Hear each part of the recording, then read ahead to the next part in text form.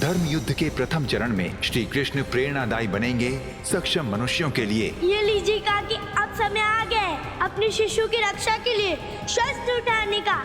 मेरे जीवन की अंतिम सांस तक अपने पुत्र के लिए मैं संघर्ष करूंगी, चाहे मेरा अंत ही क्यों ना हो जाए, किंतु मेरे पुत्र का अंत अब कोई नहीं कर सकता। उत्कर्षणी कला ग्रहण करने पश्चात श्री कृष्ण धारण करेंगे अष्टलक्ष्मी कला।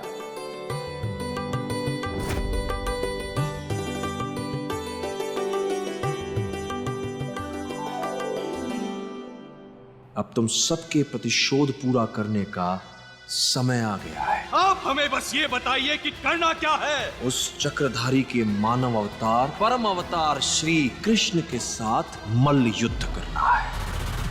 अष्टकला का ज्ञान अर्जित करते श्री कृष्ण के परिवार पर आता है कर्णासुर नामक भयंकर संकट। असुरराज, मैंने वृंदावन वासियों की सुनने की शक्ति छीन ली है। अब ये एक दूसरे की बात नहीं सुन सकते। सबके सब बहरे हो गए। काका, ये तो विचित्र संकट है, कोई किसी की बात ही नहीं सुन रहा। जिससे सुरक्षा प्रदान करने राधा धारण करेंगी वीरा लक्ष्मी का रूप।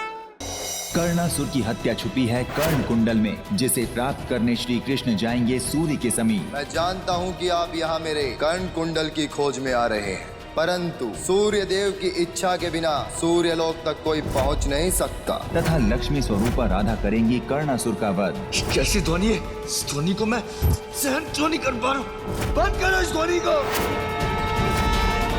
पंचीराज, हमें सूर्यास्त से पहले सूर्य लोक पहुंचना होगा। एक स्त्री के जीवन की रक्षा का प्रश्न है। असुर कंस के रचाए त्रिकोण संकट में फंसे राधा कृष्ण तथा बलराम अब कैसे पार पाते हैं तीनों इस त्रिकोणी दुविधा से। ससुर पर जो भी चोट पड़ेगी उसका प्रभाव सत्य पर भी आएगा। तब तो हमें गांव वालों को रोकना होगा, अन्यथा असुर के अंत के पहले सत्य काका का अंत हो जाएगा। किसी को नहीं छोड़ूंगी, सबको मार दूंगी। वृंदावन वासियों के रक्षक की माँ भक्षक बन गई। जैसे ही वो वीरा लक्ष्मी बने उसका अंत करना है तुझे। संपूर्ण वृंदावन वासी असुर बन वार करते हैं राधा पर। गुरुदेव, ये देखिए, सारे के सारे वृंदावन वासी के असुर प्रतिरूप बन गए हैं। कैसे रोके इन्हें?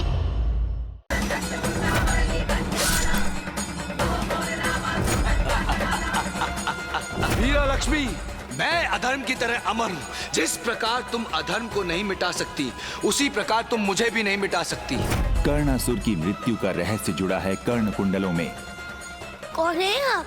और आपको कर्ण कुंडल के विषय में कैसे पता है? अब किस प्रकार कृष्ण प्राप्त करेंगे कर्ण कुंडल? बरसाना वासियों, तुम्हारे घर में ऐसा क्लेश रचूंगा कि वो ग्रह लक्ष्मी मेरे हाथों से बच नहीं पाएगी। श्री कृष्ण की शिक्षा भंग करने हेतु कंस प्रहार करता है ऋषि संदीपनी पर। अब किस प्रकार श्री कृष्ण प्राण बचाते हैं अपने गुरु के? मेरे गुरुदेव, जिसने भी ये तीर मारा है मैं उसे जीवित नहीं छोड़ूंगा। शालीन बरसाना वासियों के जीवन में उद्दंडता के भाव घोलने कंस भेजता है गजासुर को। बहुत हो गई स्त्री पूजा, बहुत हो गई स्त्रियों को सम्मान देने की नौटंकी। अब ना तो तुम इस घर में रहोगी और ना ही इस घर की लक्ष्मी बनने का स्वप्न देखोगी।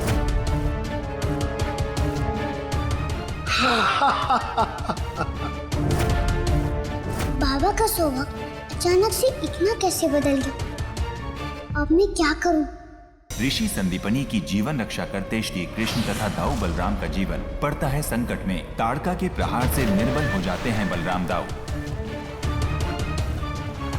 यदि इस जल में रहा तो ये असुरी के ताप से उबल जाऊंगा, और यदि बाहर निकला तो ये असुरी मुझे जलाकर भस्म कर देगा। अब किस प्रकार श्री कृष्ण पार पाते हैं इस संकट से?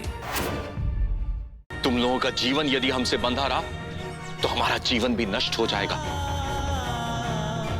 और एक स्त्री के लिए हम अपना अनिष्ट नहीं कर सकते। इसलिए तुम सभी को ये गांव छोड़कर जाना होगा।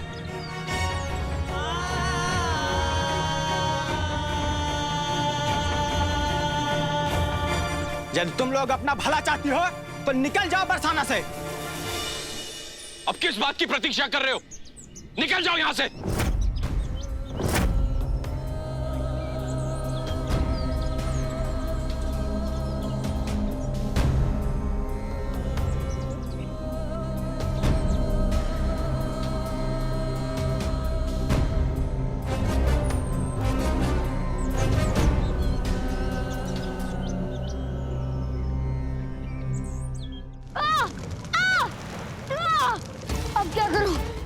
यदि इस जल में रहा तो ये असुरी के ताप से उबल जाऊंगा, और यदि बाहर निकला तो ये असुरी मुझे जलाकर भस्म कर देगा।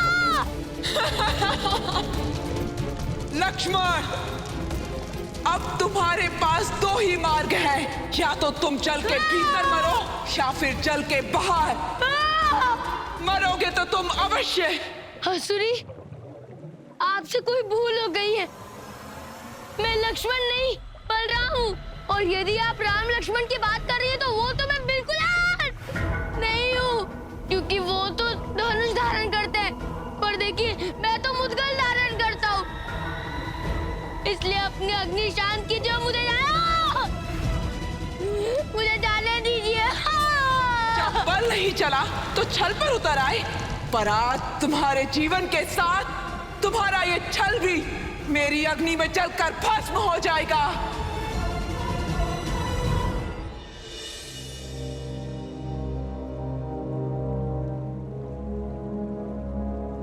हे गंगा मैया, इस संसार में केवल आप ही हैं जो आप अपने पवित्र जल से इस पूरे संसार को अशुद्ध से शुद्ध कर सकती हैं।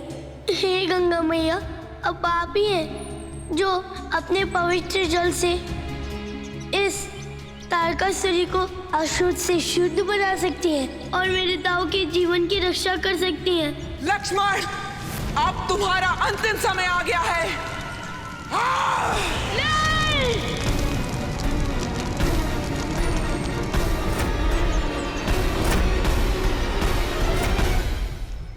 हे गंगा मैया, अब आप ही रक्षक हैं मेरे दाऊ की, मेरा मार्गदर्शन कीजिए।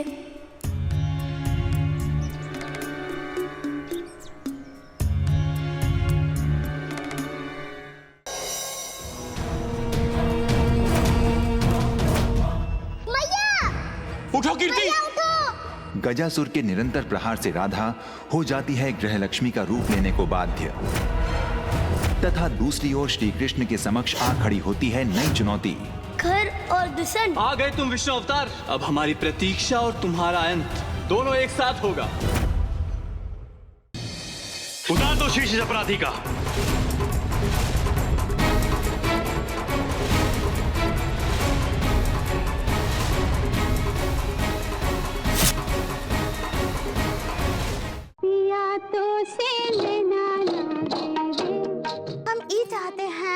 कि अब हम ई विद्या को आगे बढ़ाएं। तुम अपनी इस कला का गला घोंट दो और गृहस्थ आश्रम का आनंद लो। आपकी जो अधूरी विद्या है वो पूरी कीजिए ना, वो तो प्रॉब्लम।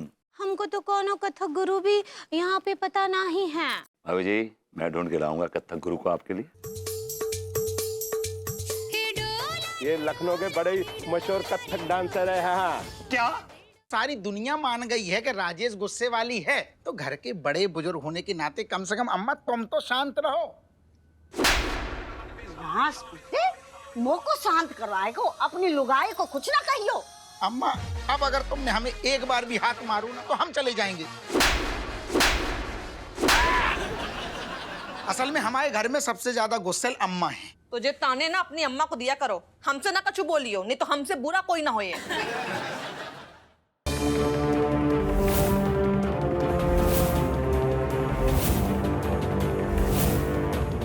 आखिरकार पलाट टली। चली जा गवार और मुड़कर कभी वापस मत आना। रुक जा वैदेही। आप चाहती थी ना कि मैं शादी कर लूं, तो मैं तैयार हूं। वैदेही पर लगे झूठे इल्जामों की वजह से मैं उसकी जिंदगी बर्बाद नहीं होने दूंगा। मैं भरूंगा वैदेही की मांग में सिंदूर। मैं करूंगा वैदेही से शादी।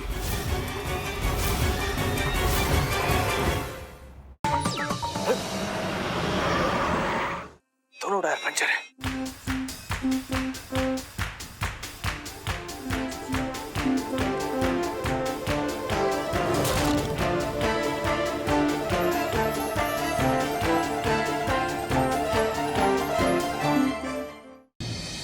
उतार दो शीश इस अपराधी का।